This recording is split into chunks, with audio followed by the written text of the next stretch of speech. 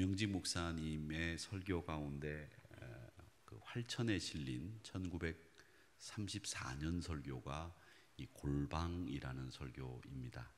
목사님의 설교가 주로 1919년, 18년, 그리고 35년, 60년까지 다 있습니다만은 저희들이 주로 살펴볼 이명직 목사님의 설교는 30년대 일제 말기가 이제 접어들 무렵 요때 설교들을 주로 이제 보고 있는데, 이 설교는 1934년도에 했던 설교로 알려져 있습니다. 이 골방이라고 하는 설교는 제목처럼 우리에게 기도 생활을 강조하는 그런 설교입니다. 기도 생활은 누가 얘기를 하지 않아도 신앙생활에 있어서 굉장히 중요하죠. 오늘 정윤혜 권사님 기도 참 잘 해주셨는데, 댁도 제가 신방을 한번 가보니까 저기 먼 안성이라고 하는 곳에 사시는데, 그곳에서 이 금요일날 길도 막히는데 뚫고 여기까지 오셔서 기도해 주셔서 너무 감사합니다. 안성에서도 오시고 예산에서도 우리 교회 권사님들은 우리 교회 오십니다. 그런데 요 앞에서 강을 건너지 못하시는 분들도 계시고 산을 넘지 못하시는 분들도 계신데, 그분들을 잘 본받으시기를 바랍니다. 하긴 저도 요 앞인데도 늦게 올 때가 있습니다. 그러니까 가까웠고 멀고가 문제가 아닌 것 같아요. 그렇죠? 마음이 문제인 것 같습니다. 근데 이 기도는 우리의 마음을 다해서 하나님 앞에 올려드리는 것인데, 기도는 신앙생활의 잣대라고 해도 과언이 아닙니다. 기도를 시작하는 순간 내 신앙생활을 시작했다라고 이야기할 정도로 이 기도는 신앙생활에 있어서 너무 중요합니다. 그리고 이 기도는 또 남에게 내 신앙을 보여줄 수 있는 부분도 없지 않아 있습니다. 그래서 바리새인들은 이 기도할 때 사람들이 많은 시장 어귀에 서서 손을 높이 들고 그렇게 기도를 하는 모습을 보여주었습니다. 그렇게 기도하는 것이 자기 신앙이 좋은 것처럼, 내 신앙이 열심인 것처럼 그렇게 기도했던 사람들이 바리새인들입니다. 이명직 목사님은 이 골방이라고 하는 설교에서 기도에 대해서 제일 먼저 이런 이야기를 합니다. 혹 어떤 사람은 인기를 끌려고 그 태도라든지 음성을 특별히 큰 소리로 하여 사람의 마음을 자기에게 끌려고 하는 일도 있다. 그리하여 기도할 때 남이 보면 열심인 것 같으나 실상은 자기 감정에 끌려 교회를 공격하는 말, 교역자를 공격하는 말, 자기 혼자 신성한 채 울고 땅을 두드리고 흥분이 되어 야단을 친다. 그리고 기도할 때 지식이 많은 것처럼 하려고 한다. 그리하여 심지어는 기도를 짓든지 옛날 성자의 기도문을 암송해서라도 그 기도가 급히 흐르는 시내같이 웅변을 토하려고 한다. 그리고 기도를 할 수 있는 대로 시적으로 문학적으로 하는 자도 있다. 그러나 그런 기도는 가치도 없으며 생명도 없고 교통함도 없는 기도다. 이렇게 말씀하셨습니다. 그러니까 이 기도라고 하는 것은 우리가 내 감정에 끌려서 하는 것도 아니고, 지식을 자랑하는 시간도 아니고, 누구를 공격하는 시간도 아니고, 자기의 뜻을 나타내는 시간도 아니고, 또 흥분이 되어서 사람들 앞에서 자기 감정을 드러내는 것도 아니고, 자기의 문학적인 소양을 드러내는 시간도 아니다라는 것을 이 이명직 목사님이 분명히 말씀하셨습니다. 그러면서 또 이렇게 얘기하셨습니다. 중언부언하는 기도, 이 기도도 하지 말아야 되는데, 이 중언부언하는 기도는 한 말 또 하고 한 말 또 하고 한 말 또 하고 하는 기도가 중언부언 기도입니다. 이것도 예수님께서는 기뻐하지 않으셨습니다. 짧은 것은 기도가 아니고 길어야 기도인 줄 안다. 그래서 기도로 성경을 해석하기도 하고 역사를 설명하며 말을 드린다. 기도는 하나님께 드리는 것인데 이와 같이 말 한마디 가지고 해석도 하고 강의도 하는 것은 결국 하나님께 무엇을 구하는 것이 되지 않고 가르치는 것과 같은 우스운 일이 된다. 이렇게 이야기를 하셨습니다. 우리 기도에 대해서 명확하게 지적하신 말씀이죠. 여러분, 기도는 중언부언해서도 안 되고 길게 할 필요도 없습니다. 그러면 기도를 어떻게 해야 되느냐? 어떤 기도가 좋은 기도냐? 물론 좋은 기도가 있고 나쁜 기도가 있을 수는 없습니다. 기도는 다 좋은 겁니다. 그런데 기도를 통해서 하나님을 더 가까이 할 수 있고 하나님과 친밀해질 수 있다면 그 기도가 제일 좋은 기도입니다.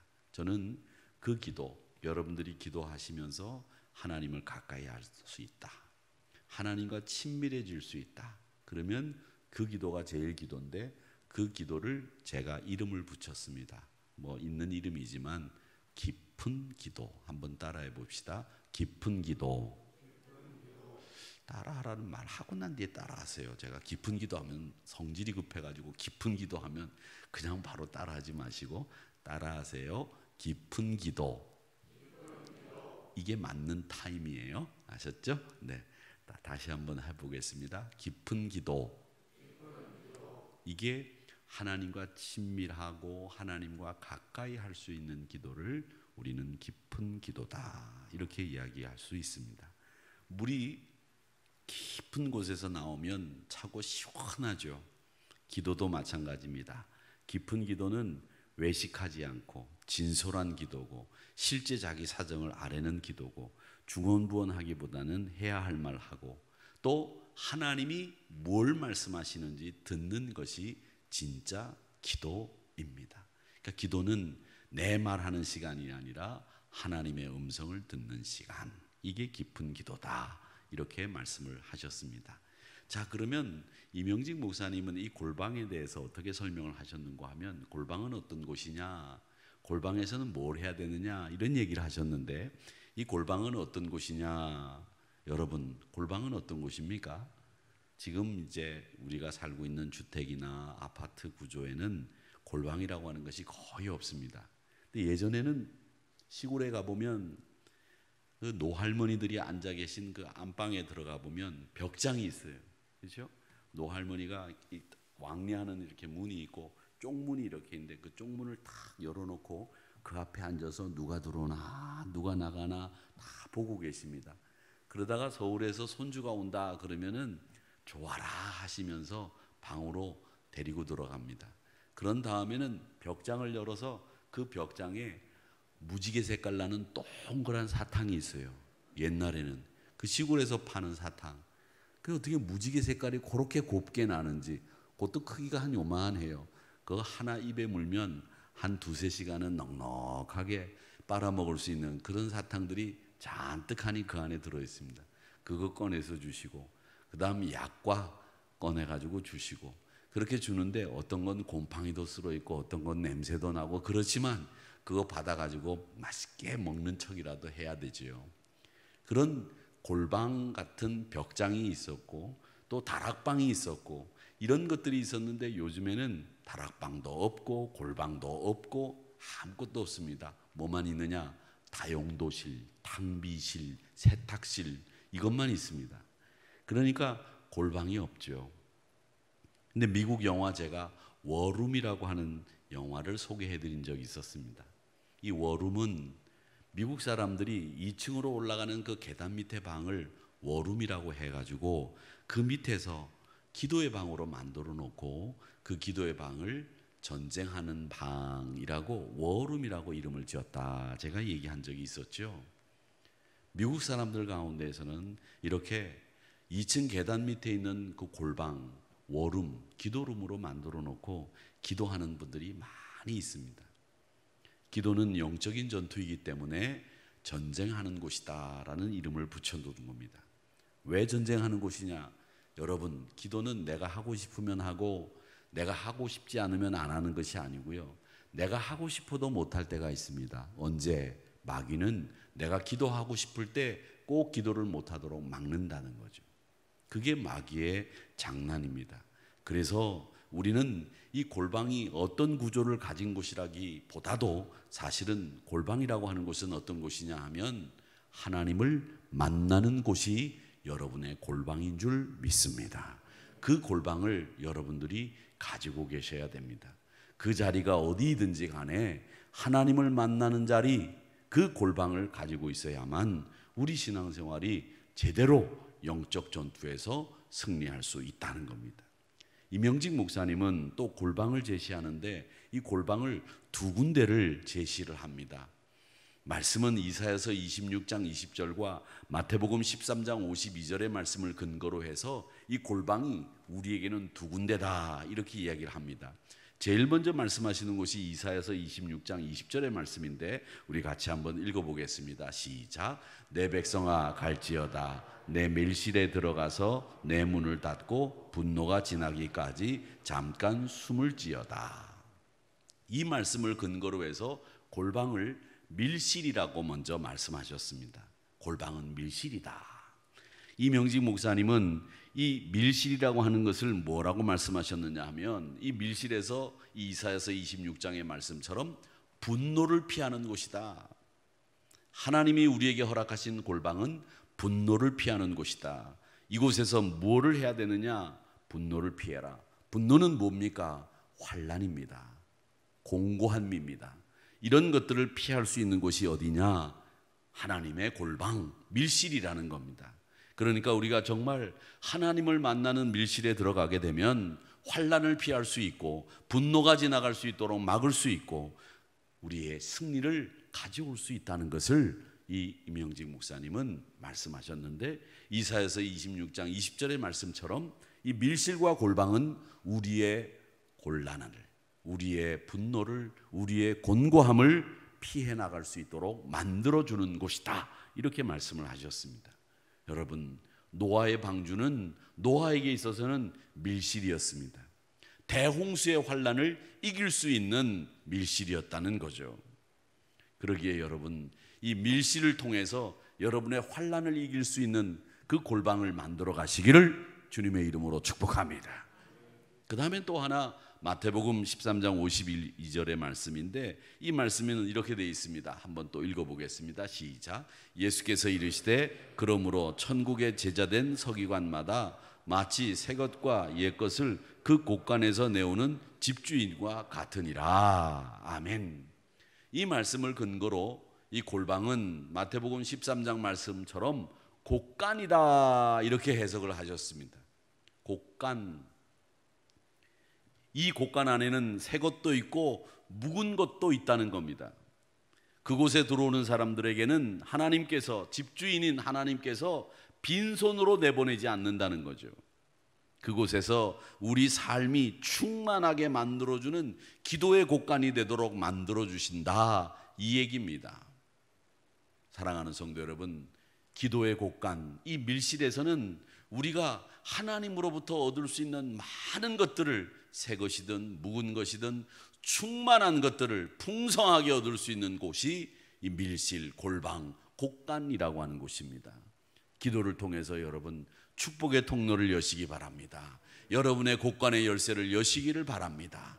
그래서 이명직 목사님은 이 골방이 바로 우리의 곳간을 여는 곳이다 그렇게 이야기하셨습니다. 자, 그러면 이 골방에는 무엇이 있느냐? 목사님은 이 기도하는 여러분들의 골방에는 뭔가가 있다고 말씀을 하시는데 느헤미야 10장 37절에서부터 39절 말씀을 근거로 이 곳간, 밀실, 기도하는 곳에 무엇이 있는지를 설명해 주시고 있습니다. 한번 38절 말씀을 읽어보겠습니다. 38절 시작. 레위 사람들이 11조를 받을 때에는 아론의 자손 제사장 한 사람이 함께 있을 것이요 레위 사람들은 그 11조의 10분의 1을 가져다가 우리 하나님의 전 곳간에 여러 방에 두되 이렇게 되어 있습니다. 이 하나님의 곳간에는 얻을 것이 무척 많다고 말씀을 합니다. 여러분이 기도하는 밀실, 골방, 그 곳간은 얻을 것이 무척 많은 곳입니다. 기도하다가 하나님으로부터 그 곳간 안에 있는 많은 좋은 것들을 얻으신 분들은 기도의 묘미를 알고 기도하면 응답된다는 사실을 분명히 확신하고 있습니다. 여러분, 기도는 능력이 있습니다. 그렇기 때문에 여러분, 기도하는 가운데 여러분에게 축복의 통로가 열린다는 말씀을 제가 드리는 거예요. 저는 간절하게 기도해 본 적이 몇 번 있습니다. 정말 온 마음을 다해서 기도했던 적이 있습니다. 그때 하나님께서 온 마음을 다해 기도하는 저에게 기도 응답 해 주셨겠습니까? 안 해 주셨겠습니까? 응답해 주셨어요. 저는 그 기도에 생생한 경험을 하고 있습니다. 이 곳간에는 얻을 것이 많다고 말씀하셨는데 39절 얻을 것이 무엇이 있는지를 이명직 목사님은 쭉 설명을 합니다. 읽어보겠습니다. 시작. 곧 이스라엘 자손과 레위 자손이 거제로 드린 곡식과 새 포도주와 기름을 가져다가 성소의 그릇들을 두는 골방, 곧 섬기는 제사장들과 문지기들과 노래하는 자들이 있는 골방에 들 것이라. 그리하여 우리가 우리 하나님의 전을 버려두지 아니하리라. 아멘. 이 39절의 말씀으로 이 곳간 안에 하나님의 곳간, 우리가 기도하는 그 밀실에는 하나님이 우리에게 주시는 것이 있는데 첫 번째가 뭐냐? 미래가루, 밀가루가 있다는 겁니다. 이 밀가루를 이명직 목사님은 하나님의 말씀으로 생각하라고 하셨습니다. 그래서 우리가 골방에서 얻을 것은 첫째로 밀가루이니 이것은 곧 하나님의 말씀으로 생각할 것이다. 우리가 하나님의 말씀인 성경을 읽음으로 아는 것이 아니고 또는 진리를 깨닫는 것도 아니다. 골방에 들어가 곧 기도하고 묵상하는 가운데 그 오묘한 것과 은혜를 깨닫는 것이다. 이렇게 말씀하셨습니다. 여러분, 성경 말씀을 읽어서 깨닫는다고 생각하시는 분들이 많이 계시는데 이 성경은 읽어서 깨달을 것 같으면 좋은 대학 나오고 학식 많고 가방끈이 긴 분들이 이 성경 말씀을 더 잘 알고 더 잘 믿을 수 있겠지만 그렇지 않습니다. 이 하나님의 말씀을 깨닫고 이 말씀을 믿어지게 하는 것은 골방, 기도의 곳간, 그곳에서 이 하나님의 말씀이 믿어지고 기도하는 가운데 이 말씀이 내 말씀이 된다는 거예요. 이게 이명직 목사님이 우리에게 가르치는 겁니다. 기도하고 묵상하는 가운데 이 말씀의 오묘함이, 은혜가 나에게 임한다. 사랑하는 성도 여러분, 그렇기 때문에 기도도 그냥 기도하는 게 아니라 약속의 말씀을 붙잡고 기도하는 거예요. 그냥 기도하시면 여러분 하나님 앞에 내 요청만 올려드리는 거지만 하나님이 약속하신 것을 달라고 기도할 때는 하나님의 약속을 붙잡고 기도하셔야 그 기도가 제대로 되는 기도이죠. 하나님이 주신다고 약속하셨으니 주셔야 되지 않겠습니까? 그 약속을 붙잡고 기도하자는 겁니다. 그럴 때 이 약속의 말씀이 여러분의 약속의 말씀이 되는 거고 여러분의 기도가 되는 것이고 여러분이 이 말씀을 믿어지게 되면 더 확신한 신앙에 서게 된다는 거죠. 이어서 말씀합니다. 골방에서 과목의 열매를 얻게 되는데 그 과목의 열매는 우리가 잘 아는 갈라디아서 5장 22절의 말씀처럼 사랑, 희락, 화평, 자비, 양선, 충성, 온유, 절제 등의 열매 9가지 열매죠. 이 9가지 열매를 우리가 얻게 되는데 기도의 골방에 들어가지 않으면 미워하는 마음이 변해서 사랑할 수 없다는 거예요. 기도하지 않으면 슬픔이 기쁨이 안 된다는 거예요. 기도해야 슬픔이 기쁨으로 변하고 기도해야 불평이 화평으로 변하고 기도해야 조급함이 인내할 수 있게 되고 기도해야 잔인한 마음이 자비로운 마음으로 바뀌게 되고 기도해야 불량스러운 내 마음이 양선한 마음이 되고 기도해야 나태한 내가 충성스러운 나로 변하고 기도해야 강포했던 내가 온유해지고 기도해야 방탕했던 내가 절제하게 됩니다. 그러니 골방에 들어가는 자들이 이 갈라디아서 5장 22절에 과목의 열매를 얻게 되는 겁니다. 이렇게 말씀하셨습니다. 사랑하는 성도 여러분, 기도의 골방에서 밀실에서 이 갈라디아서 5장 22절에 나오는 성령의 9가지 열매를 여러분의 열매로 맺으시기를 축복합니다. 슬픔이 기쁨이 되어야 됩니다. 불평이 화평이 되어야 됩니다. 조급함을 인내로 바꾸세요. 그리고 잔인함을 자비로움으로 바꾸고, 양선으로 바꾸고, 충성으로 바꾸고, 온유함으로 바꾸시고, 절제로 바꾸셔야 됩니다. 그것이 골방에 들어갈 때에만 가능하다는 겁니다. 골방에 들어가지 않으면 나를 못 봅니다. 골방에 들어가야 하나님 앞에서 내가 보여지죠. 하나님의 거울이라고 하는 곳에서 내가 보이는 거예요. 골방에 안 들어가면 말씀만, 지식만 커져가고, 입만 많이 능력 있는 입으로 돼가고, 그 다음에는 뭐가 되느냐? 남을 판단하는 데는 능사고 자기는 몰라요. 그렇기 때문에 성령의 9가지 열매도 기도의 골방에 들어가야만 얻을 수 있다고 했습니다. 자, 그 다음에 또 목사님은 느헤미야 말씀에서 골방에 포도주가 있다고 말씀했는데, 이 말씀을 근거로 이명직 목사님은 이 포도주를 새술이라고 이야기했습니다. 새술. 오순절날 제자들이 성령 충만함을 받았을 때 세상 사람들이 뭐라고 그랬습니까? 새술에 취했다. 새술. 능력 있게 전도하고 찬미하고 기뻐하는 것을 보고 새술에 취했다고 했는데, 베드로 사도가 사람을 모아놓고 설교하는 가운데 뭐라고 그랬느냐? 야, 새술에 취한 게 아니라 성령에 취한 것이다. 이 포도주는 성령을 상징한다는 거죠. 여러분, 골방에 들어가 무릎을 꿇을 때 성령을 받게 되고, 기도하지 않고서는 성령의 도움을 받을 수가 없습니다. 기도해야 성령의 도움을 받을 수 있고, 기도해야 여러분 마음이 온유해지고, 기도해야 우리가 하나님의 능력 있는 전도자가 되고 헌신자가 되는 거예요.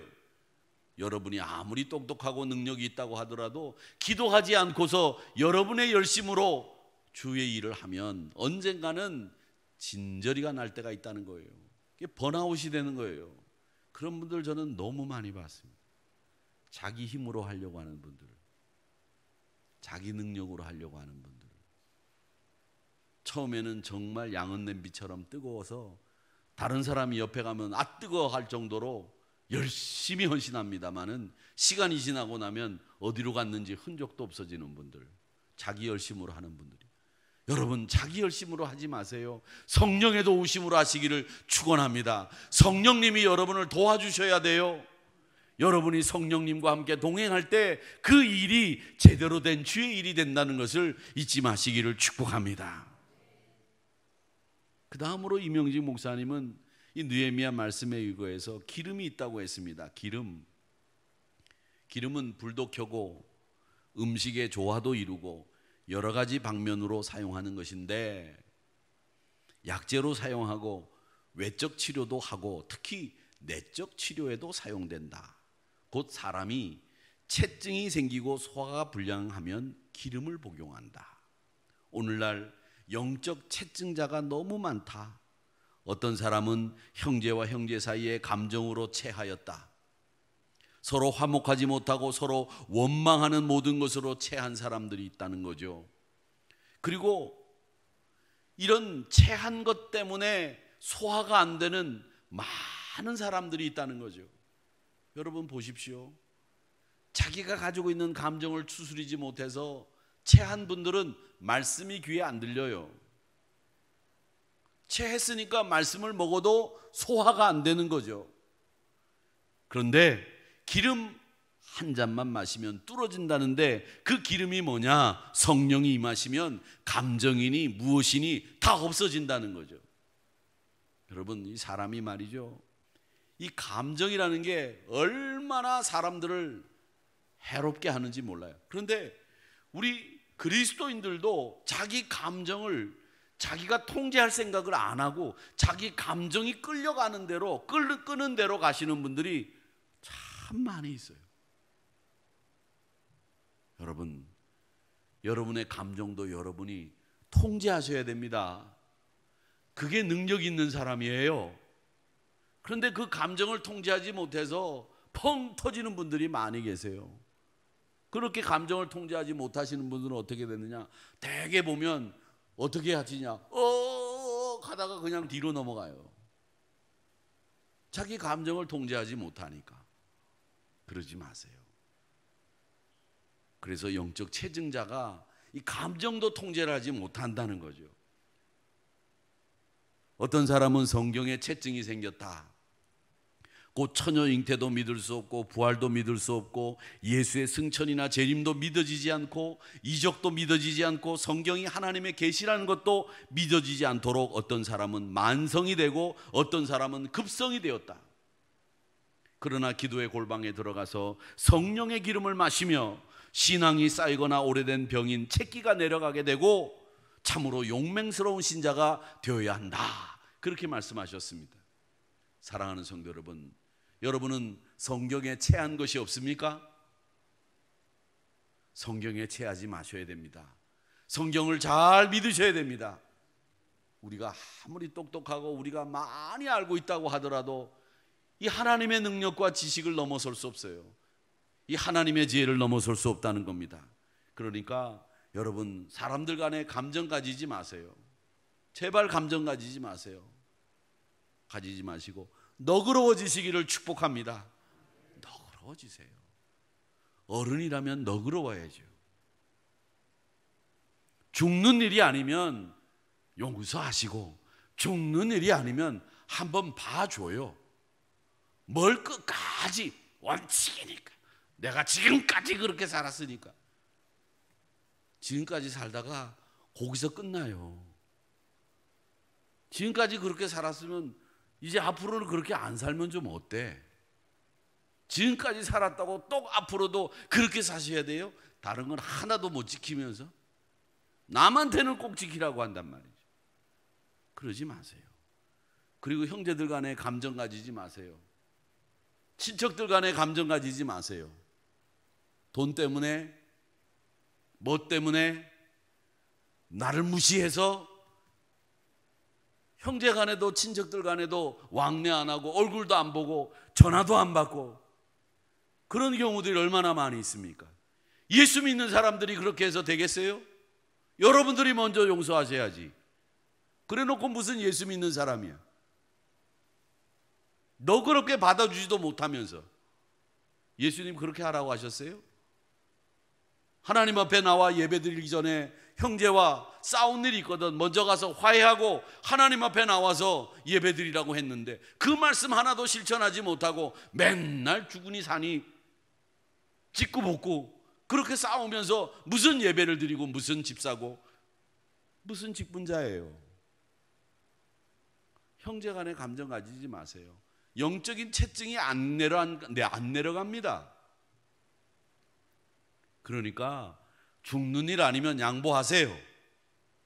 그리고 여러분이 먼저 마음문을 여세요. 왜 마음문을 못 여십니까?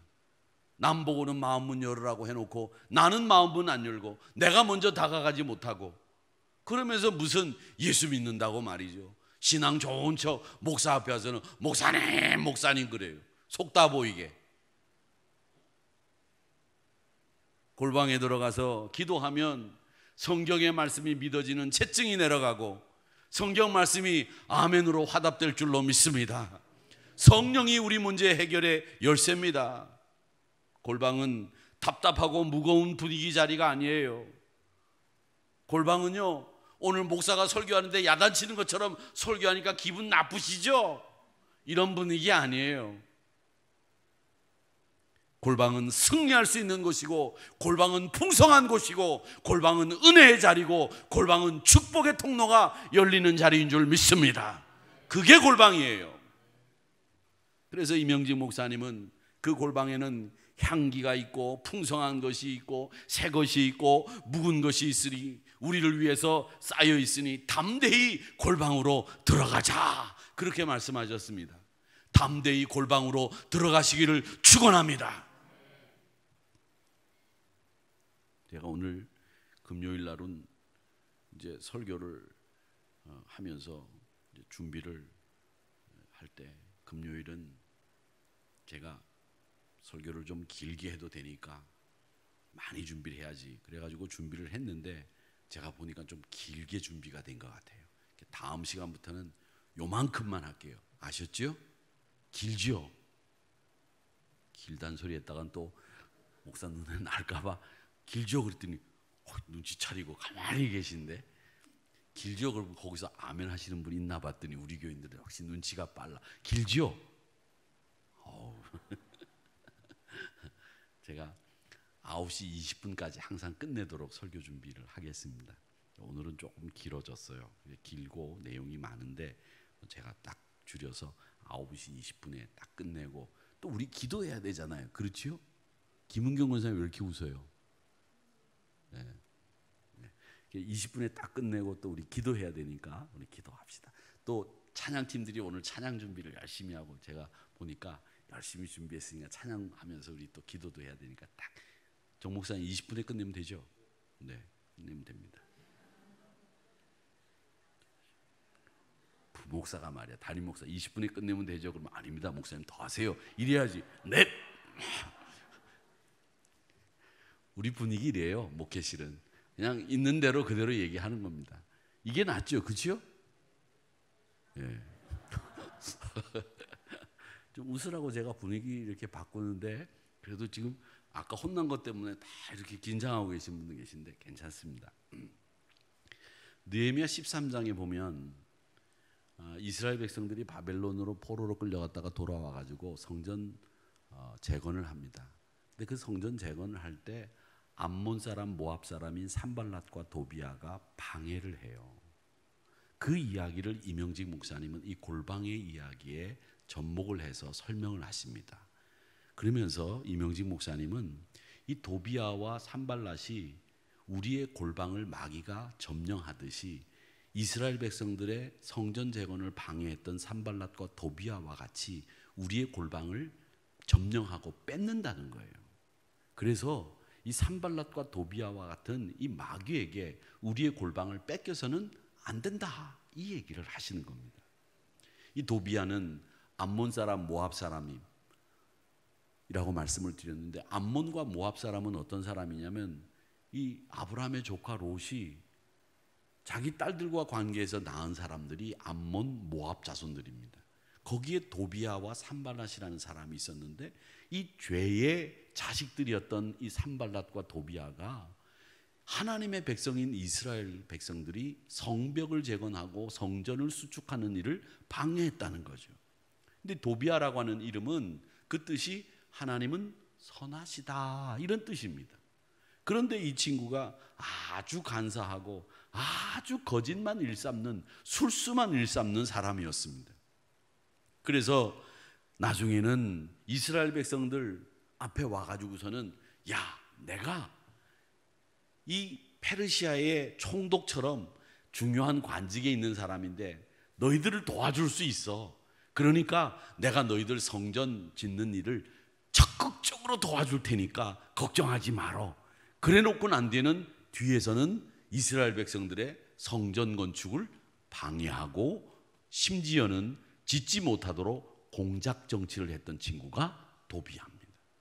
여러분, 그래서 사람 중에 제일 나쁜 사람은 겉으로도 나쁘다라고 써져 있는 사람들, 이 문신이 그려져 있고 흉악하게 생긴 사람들은 별로 나쁘지가 않아요. 그런데 나쁘지 않은 것처럼 생겨가지고 뒤통수 치는 사람들, 이런 사람들은 진짜 나쁜 사람들이란 말이죠. 제가 말씀드렸나요? 제가 부산에 있을 때, 이 부산은 이 주먹 쓰는 사람들이 많은 동네예요. 그래가지고 목욕탕에 가면 문신한 사람 들어오지 마세요 이렇게 돼 있는데, 문신한 사람들이 목욕탕을 안 들어가면 그 사람들은 목욕할 데가 없잖아요. 문신한 사람들이 목욕탕에 가면 많아요. 근데 진짜 깡패들 같은 그런 조폭, 이 깍두기 같은 분들이 한 대여섯 명이 들어왔는데, 한 사람이 진짜 덩치도 산만해. 근데 거기 문신을 했는데 말이죠, 이 등에 문신을 했는데 뭐라고 문신했는지 알아요? 웃기는 얘기 아니에요. 엄마 보고 싶어, 이렇게 문신을 한 거예요, 뒤에다가. 그래가지고 저는 문신한 사람 많이 봤습니다. 일본 야쿠자들 문신한 거는요, 일본 그 기모노를 입고 있는 여자들을 이렇게 뒤에다가 문신을 했는데 몸이 움직이면 그 여자도 움직여요. 그런 문신도 있더라고요. 그러니까 그런 사람들이 나쁜 사람들이 아니더라고, 별로. 그런 사람들은 조금만 건들면 우는 사람들이에요. 힘만 셌지. 근데 진짜 나쁜 사람들은 좋은 것처럼 앞에서는 싹 웃다가 뒤에 가가지고는 방해하고 술수 쓰고 넘어뜨리는 사람들, 발 거는 사람들, 깜깜한데 발 내밀고 있다가 지나가다가 걸려서 넘어지게 하는 사람들, 그게 나쁜 사람들이에요. 이게 누구였느냐? 도비야. 그런 사람이었다는 거죠. 그래서 도비야에게 성전 건축을 하지 못하도록 막는 것처럼 도비야 같은 인물에게 골방을 뺏기는 일이 없도록 해라, 이렇게 말씀하셨습니다. 그 골방을 뭐라고 말씀하셨는지 요거 정리하고 끝내겠습니다. 자, 제가 읽어보겠습니다. 이 골방을 뺏기는 일, 이렇게 말씀하셨어요. 교회의 골방이 속화에 점령되면 부패가 된 것과 같이 우리 심령의 골방이 도비야라는 새 속에 점령되면 그 심령은 부패된다. 우리의 심령은 세상에 점령당하지 말자.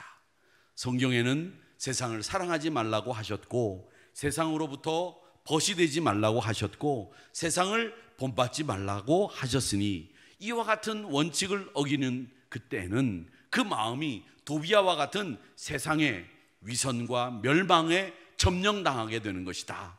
그러니 세상과 혼인하지 말아라, 이렇게 말씀하셨습니다. 여러분, 우리가 골방을 뺏기는 일이 어떤 일이 있느냐? 골방을 뺏기는 일은 바로 교회가 세속화되고 교회가 세상처럼 신앙생활하게 되면 이 골방은 뺏기게 된다는 것이 이명직 목사님의 말씀입니다. 그렇기 때문에 여러분, 세상과 다른 사고방식, 세상과 다른 방법으로 우리는 신앙생활 하는데, 그 방법이 뭐냐?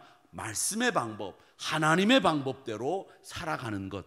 그래야 우리가 이 세상의 도비야 같은 사람들에게 우리 골방을 뺏기지 않을 수 있다라는 것을 아시고 골방을 여러분 뺏기지 마시기를 바랍니다. 여러분의 골방에 들어가서 골방을 신실하게 지켜나가시는 여러분들이 되시기를 주님의 이름으로 축복합니다.